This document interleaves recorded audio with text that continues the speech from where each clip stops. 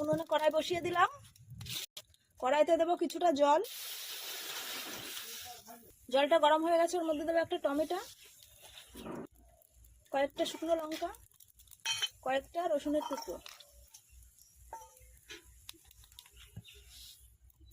সামান্য একটু লবণ দিয়ে ঢেকে দেবো।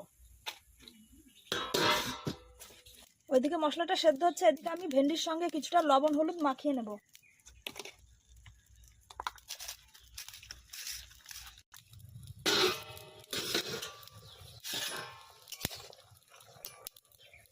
হয়ে গেছে, এবার এটা নামিয়ে নেব। নামিয়ে এই জলটাও আমি রেখে দেব।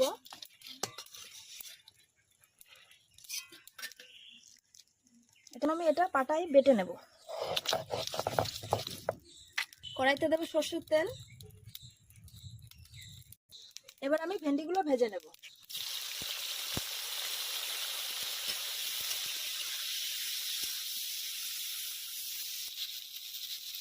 ভেন্ডিগুলো ভাজা হয়ে গেছে, এবার নামিয়ে নেব।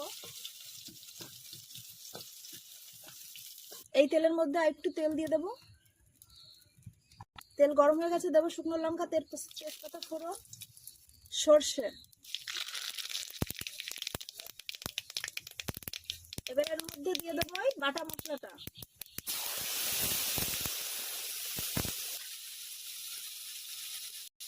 একটা পেঁয়াজ কেটে রেখেছিলাম, সেটা দিয়ে দিচ্ছি।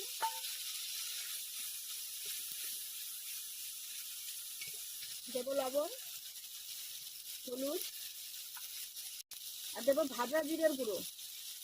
ভেজে রেখেছিলাম সেই জিরের গুঁড়োটা।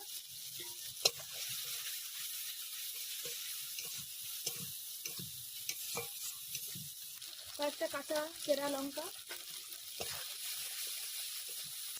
2 চামচ টক দই নিয়ে আমি ফাটিয়ে নিচ্ছি। দইটা দিয়ে দিচ্ছি।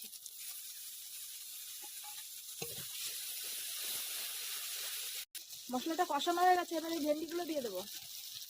দিয়ে ভালো করে কষিয়ে নেব।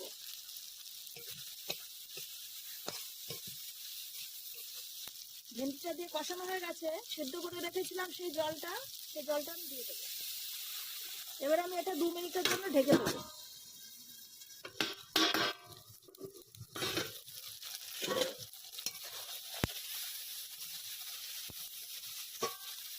যারা আমাদের এই ভিডিওটা দেখছে তারা অবশ্যই আমাদের লাইক কমেন্ট দিয়ে পাশে থাকবেন। রেডি হয়ে গেছে আমাদের ভেন্ডি দিয়ে অন্যরকম একটা স্বাদের রান্না।